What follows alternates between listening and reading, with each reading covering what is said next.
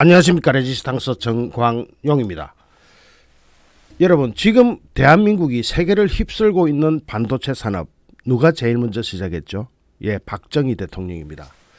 박정희 대통령이 반도체에 대해서 잘 알고 과학적으로 잘 이해하고 그렇게 접근했을까요?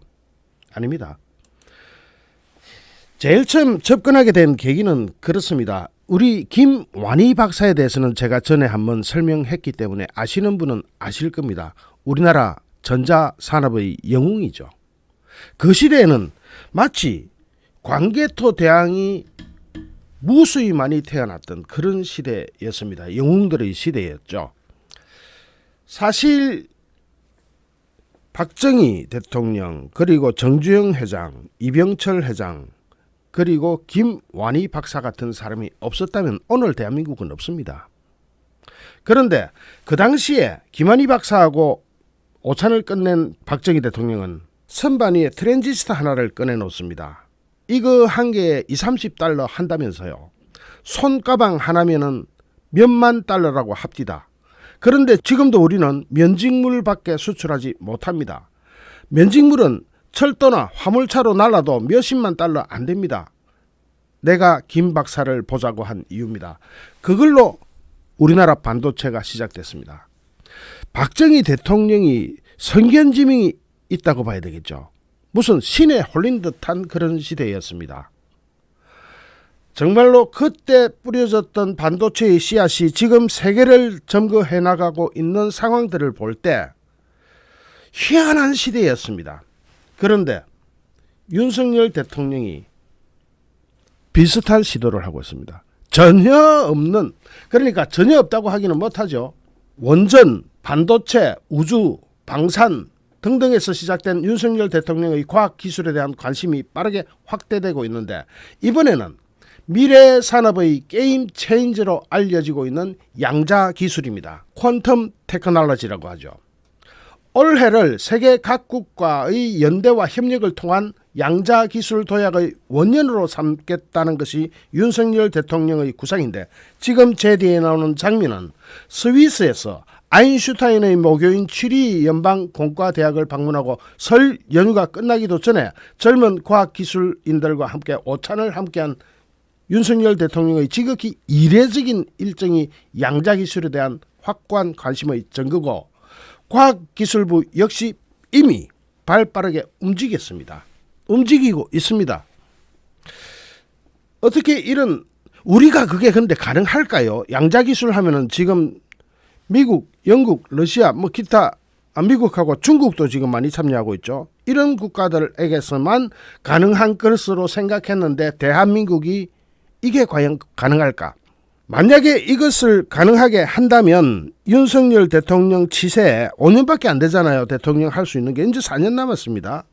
치세에 이걸 성공시킨다면 대한민국은 그냥 퀀텀 점프입니다. 미래 산업의 게임 체인저가 바로 양자 컴퓨터고 양자 기술이기 때문입니다. 그런데 우리 국민은 양자 기술에 대해서 잘 아시는 분이 별로 없습니다. 과기부는 이미 발빠르게 움직이고 있는데, 작년 10월에는 양자 기술을 반도체, 디스플레이 등과 함께 12대 국가 전략 기술로 지정했습니다. 2030년대가 되면은 양자 기술 글로벌 4대 강국에 진입하겠다. 이런 목표로 국가 양자 기술 로드맵도 마련하고 있습니다. 양자 대학원을 확대해서 현재 250명 수준의 양자 기술 전문 인력을 1000명선까지 확대하고 대학 혁신연구센터를 중심으로 집단 연구를 강화합니다. 오는 6월에는 이제 한 5달, 4달 남았죠. 이게 뭡니까? 퀀텀 코리아 2023, 이미 조직위원회는 출범했습니다. 그런데 퀀텀 코리아 2023, 퀀텀 점프를 하겠다는 뜻이죠. 오는 6월에는 글로벌 양자 기술의 생태계의 혁신 흐름을 조망하는 국제행사인 퀀텀 코리아 2023도 개최합니다. 이미 조직위원회 출발했습니다. 그런데 양자 기술은 아인슈타인이 죽을 때까지 이것에 대해서 확정적으로 인식하지 못했습니다. 아예 부인했죠. 양자 기술은 원자와 같은 미시세계에 적용하는 양자 역학을 적극적으로 활용하는 기술인데 1997년 오스트레일리아의 이론 물리학자 제러드 밀번이 가장 대표적인 양자 기술인 양자 컴퓨터 가능성을 처음으로 제시했습니다. 자, 양자 컴퓨터가 뭐냐? 박정희 대통령이 전자에 대해서 알았습니까? 우리 국민은 잘 모르는 분야다 하고 이해를 하지 않고 넘겨버리는 그런 우를 범하지 않아야 됩니다. 적어도 수박 그닥기라도 알고 국민적인 관심이 모아져야 되는 부분입니다. 지금 제 뒤에 나오는 게 양자 컴퓨터입니다. 지금까지 우리가 보아오던 컴퓨터하고는 생긴 모양부터 완전히 다르죠. 저게 뭐냐? 뭐 저렇게 생긴 게 저게 인간의 두뇌를 닮은 것 같기도 하고. 자, 양자 기술은 오스트레일리아의 이론 물리학자 제러드 밀번이 가장 대표적인 양자 기술인 양자 컴퓨터의 가능성을 처음 제시했을 때 0과 1로 구성되는 기존의 비트 대신에 0과 1의 양자역학적 중첩 상태를 이용하면 연산 속도를 획기적으로 빠르게 만들 수 있다는 것을 제시했습니다.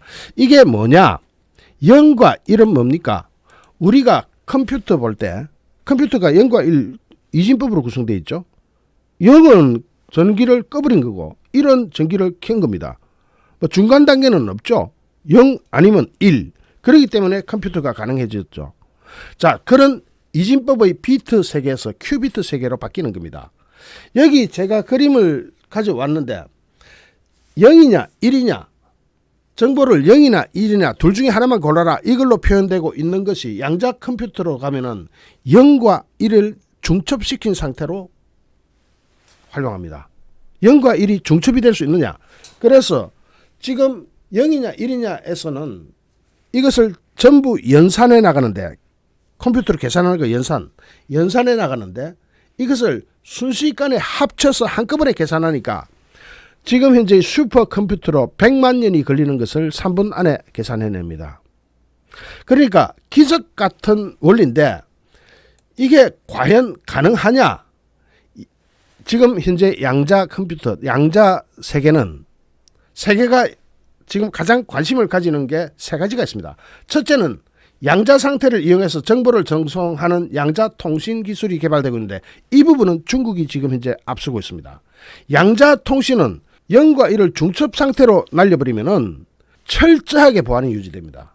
0이냐 1이냐에서는 해킹이 가능한데 0과 1을 섞어버려서는 이걸 짬뽕 해가지고 보내버리기 때문에 해킹이 안 됩니다. 아예 안 됩니다. 그래서 보안을 유지하는 모든 분야에서는 양자 통신을 해버리면은 어제 제가 귀신이라고 하는 북한의 프로그램을 소개했죠. 그것이 그냥 불가능해집니다. 그냥 안 됩니다. 자, 기존의 통신 기술을 무력화할 수 있는 해킹이나 도청이 원천적으로 불가능해지면서 그렇게 되면 개인 프라이버시는 완벽하게 보호되는 그런 세상이 열리겠죠. 물질의 양자 상태를 정밀하게 측정하는 양자 센싱 기술도 개발되고 있습니다. 우리나라가 어디에 집중해야 될지는 하나 골라야 될 겁니다. 한꺼번에 다 못할 겁니다만은 극단적으로 약한 세계의 빛을 이용하는 광공학, 이게 포토닉스라고 하는데 이름이 우주는 포톤 벨트 시대로 들어갔다는, 이 부분 넘어가겠습니다. 양자 광학을 이용하는데 거시적인 시료의 통계적 특성을 파악하는 기존의 분광 분석과는 전혀 다른 정밀도를 구축할 수 있습니다. 양자 기술의 핵심은 속도와 보안, 정밀도입니다. 방금 설명드렸다시피 비트 세계에서 비트의 순차적인 연산에 의존하는 기존의 컴퓨터는 완전히 개념 자체가 다릅니다. 비트가 뭘로 바뀐다고? 큐비트로 바뀝니다. 0과 1의 세계에서 0과 1을 휘휘 저어나가 짬뽕을 만들어버린 세계로 바뀝니다. 그러니까 중첩이 되어 있으니까 한꺼번에 확 계산해버립니다. 현재의 슈퍼컴퓨터로 100만 년 걸릴 것을 3분 안에 계산해냅니다. 그렇게 되면 도대체 무슨 일이 일어날까요? 지금 이제 인공지능 이 세계로 들어가 버리면 우리 인간이 상상하지 못한 세계가 열립니다. 그러면서 지금 현재의 컴퓨터가 완전히 사라지지는 않겠지만 지금 이제 컴퓨터가 불가능한 부분들을 모두 가능하게 함으로써 우리 의학, 우리 생활, 우리 미래 모든 것이 싹 바뀝니다. 기존의 슈퍼컴퓨터로 100만 년이 걸리는 연산을 몇 분 안에 끝내버리는 상황이 되면은 알파고 같은 머신러닝이나 기후, 화학, 기계, 금융, 의료 모든 분야의 시뮬레이션을 요구하는 엄청난 양의 연산을 간단하게 해치울 수 있습니다. 미국의 보스턴 컨설팅 그룹에 따르면 양자 컴퓨터 기술이 2040년까지 8,500억 달러의 가치를 창출할 것이고 양자 정보통신 시장 규모도 2027년에는 56억 달러로 가다가 상상할 수 없는 속도로 늘어납니다. 양자 기술이 미래 산업의 견인차 역할을 하게 될 것은 틀림없고 미국, 중국, 일본, EU 등등 선진국들이 양자 기술의 패권을 틀어주기 위해서 열을 올리고 있습니다. 미국은 2019년부터 5년 동안 최대 12억 달러를 투자하는 국가 양자 이니셔티브 법안까지 제정했고 5개 국립연구소에 양자정보과학연구센터를 설치하고 있습니다. 미국의 민간기업도 적극적입니다. IBM은 지난해 127큐비트급 양자 컴퓨터를 개발했고 잠깐만요. 127큐비트급 양자 컴퓨터 이게 뭐냐면은 비트가 아니라 그랬죠. 비트 세계와 다르다 그랬죠. 자, 큐비트급 생긴 거는 저렇게 물리적으로 생긴 거는 저렇게 생겼는데 움직이는 방향은 완전히 상상을 초월하고 다릅니다.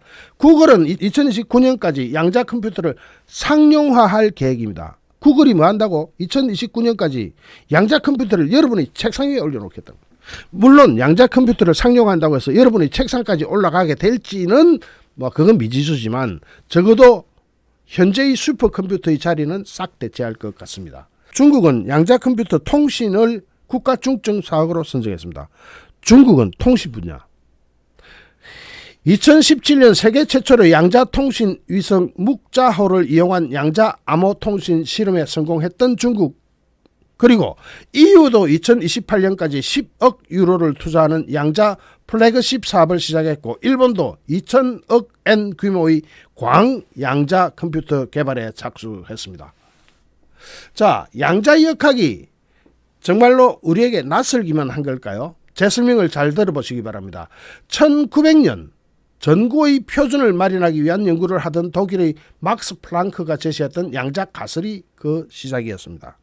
까만 물체가 있다 칩시다. 새까만 뜨거운 새까만 물체에서 흑체에서 방출되는 빛의 색깔이 온도에 따라 달라지는 현상을 설명하다 보니까 이게 그만 감각이 들어온 겁니다. 거시적인 우리가 야구공 하나를 본다면은 야구공은 이렇게 눈에 보이면은 야구공이죠. 그런데 전자나 원자, 분자와 같은 미시 입자의 에너지가 불연속적으로 양자화되어 있다는 것이 양자의 역학의 핵심인데 예를 들면 장미꽃이 붉게 보이는 것도 색소의 역할을 하는 안토시아닌은 많이 들어보셨죠? 안토시아닌의 양자역학적 특성 때문입니다. 물질의 에너지 상태가 양자화된 특성을 이용하는 양자기술 1.0은 화려한 20세기의 인류 문명을 꽃피우게 해 주었습니다. 그런데 실제로 지금 현재의 레이저, 트랜지스터, 반도체가 모두 물질의 불연속적인 양자 상태의 특성을 이용하는 기술이기 때문에 양자역학이 지금까지 전혀 없었던 것이 새로 뻥 튀어나오는 것은 아닙니다. 질병의 진단이나 오염, 유해 물질의 분석을 위해서 적외선, 가시광선을 이용하는 분광 분석 기술에도 양자역학은 적용되고 있습니다.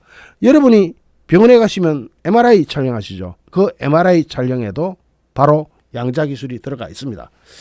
윤석열 대통령이 관심을 보이고 있는 양자기술은 아직 상용화나 실용화까지는 갈 길이 많이 남아있는 21세기의 미래기술인 양자기술 2.0입니다. 방금까지 설명드린 것은 양자기술 1.0이었지만 지금 현재 윤석열 정부가 관심 가지고 있는 것은 양자기술 2.0 시대입니다. 양자역학이 적용되는 미시세계, 즉 마이크로 세계, 아주 디테일하게 속으로 들어가는 세계, 여기에서 양자 중첩, 양자 얽힘, 양자 터널, 양자 간섭, 양자 스퀴징, 양자 압축 같은 낯선 양자 현상들을 이용하는데 그 중에 제일 쉬운 해설은 이겁니다. 큐비트의 세계. 자, 0이냐 1이냐 요거 가지고 현재의 컴퓨터가 만들어져 있는데 0과 1을 섞어버린 상태. 0과 1이 섞어버린다는 게 여러분 이해가 안 되시겠지만 그냥 막 들어두시면 됩니다. 0과 1을 중첩시킨 상태.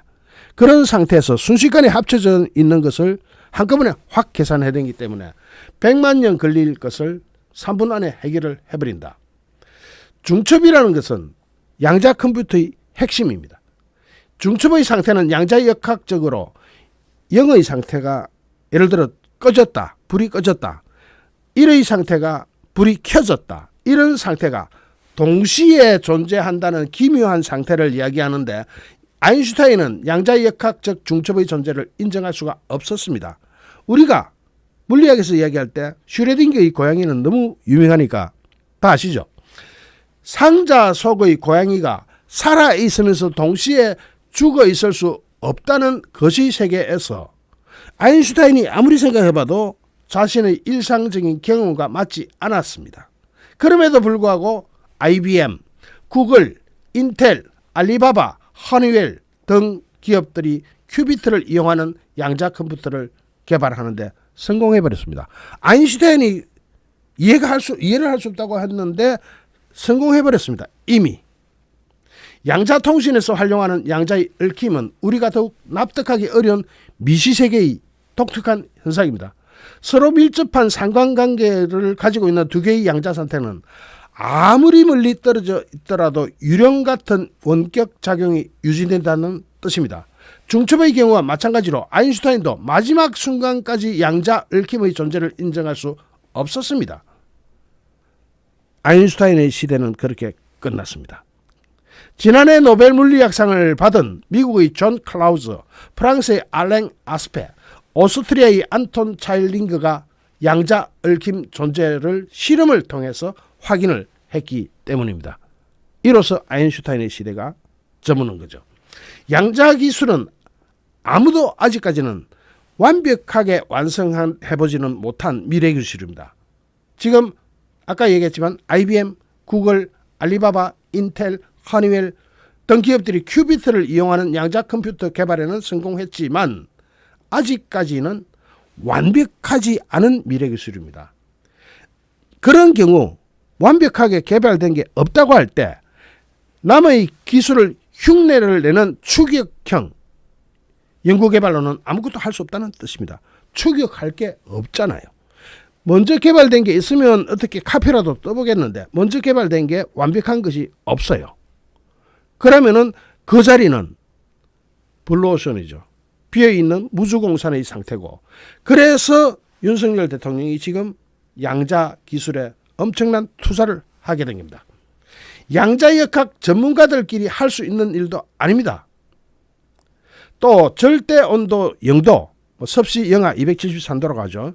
절대온도 0도에 가까운 초극저온 상태에서 활용할 수 있는 소재도 개발해야 하는 고도의 융합 지식이 필요합니다. 이거 어느 나라가 잘합니까? 우리나라입니다. 잘합니다.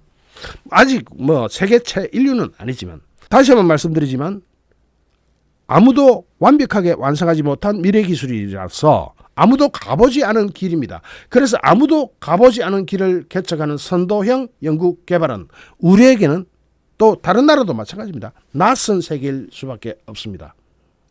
자, 이런 상황에서 어떻게 한다고요? 윤석열 대통령은 아인슈타인의 모교 스위스에 있는 취리히의 연방공과대학을 방문하고 설 연휴가 끝나기도 전에 젊은 과학기술인들과 오찬을 함께 하면서 투자를 시작한 겁니다. 과기부는 이미 빠르게 움직이고 있습니다. 작년 10월부터, 그러니까 윤석열 대통령이 스위스 취리히에 갔던 것은 최근이죠. 그런데 작년 10월부터 이미 양자기술을 반도체나 디스플레이 등과 함께 12대 국가 전략기술로 지정하고 2030년에는 양자기술 글로벌 4대 강국 진입을 목표로 하는 국가 양자기술 로드맵도 마련했고, 또 오는 6월에는 글로벌 양자기술 생태계 혁신 흐름을 조망하는 국제행사 퀀텀 코리아 2023도 개최합니다. 저는 다른 부분은 다른 부분이라 치고 이 부분에서 만약 성공했다면 박정희 대통령이 우리나라 반도체의 씨앗을 뿌릴 때 그 장면이 바로 떠오릅니다. 그게 그 당시 가능하기나 했던 시절입니까? 우리나라에서 반도체를 한다는 게 트랜지스터. 그 당시 장면입니다. 오찬이 끝나고 김한희 박사를 서재로 데리고 가가지고 선반 위에 트랜지스터 하나, 손톱만한 걸 하나 딱 꺼내놓으면서 이거 한 개에 20-30달러 한다면서요. 손가방 하나면 몇만 달러라고 합디다. 그런데 지금 우리는 면직물밖에 수출 못하고 있습니다. 철도 화물차로 날라도 컨테이너로 날라도 몇십만 달러도 안 됩니다. 우리도 이거 한번 해봅시다. 김한희 박사. 김한희 박사를 보자고 한 이유가 바로 이거예요. 김한희 박사는 박정희 대통령이 처음 한 번, 두 번까지도 한국에 오라는 박정희 대통령의 말을 거절하다가 세 번째 가서 마침내 한국에 귀국하게 됩니다. 박정희 대통령이 돌아가시고 나서 김한희 박사는 다시 미국으로 돌아갔습니다. 마치 기적 같은 시대, 그 시대가 생각납니다. 왜냐? 이런 도전, 이런 시도가 없다면 지금 현재의 대한민국에 만족하면서 끝내야 됩니다. 우리나라는요, 세계에서 가장 똑똑한 인재들을 가지고 있는 나라입니다. 우리나라에 기름이 납니까? 우리나라에 뭐 대단한 광물이 납니까? 휘토류라도 납니까? 우리나라가 가진 것은 인재밖에 없습니다. 우리나라가 가진 것은 정말로 스마트하고 똑똑한 국민밖에 없습니다. 그런데 아무리 인력이 풍부하다고 해서 해결이 되는 겁니까? 인도 보십시오. 인구가 14억입니다. 그런데 1인당 GDP 2,000불, 3,000불 이루고 있습니다. 우리는 4만 불대를 넘어갔는데 단순히 인구가 많다고 해결되는 일은 절대로 아닙니다. 그 인구를 교육시키고 그 인구가 참여하게 할 수 있게 하고 그 인구들이 의욕을 가지고 응원할 수 있게 해서 정말로 똑똑한 몇 사람이 대한민국의 미래를 개척할 수 있게 하는 마당을 깔아주는 것이 바로 국가 지도자가 할 일입니다. 저는 이 소식을 진작 여러분께 전하고 싶었지만 다른 이슈가 많고 또 제가 건강이 좋지 않아서 방송을 자주 하지 못하기 때문에 이제서야 전합니다. 윤석열 시대에 만약 이걸 성공시킨다면 대한민국은 그 자리에서 퀀텀 점프를 이루게 되고 세계 1위가 부럽지 않은, 정말로 세계 1위로 우뚝 설 수 있는 초강국으로 다시 태어나게 됩니다. 국민 여러분, 응원합시다. 이런 거는 응원해야 됩니다. 잠시 후 또 다른 주제로 여러분을 찾아뵙겠습니다. 시청해 주신 여러분께 진심으로 감사드립니다. 여러분 고맙습니다.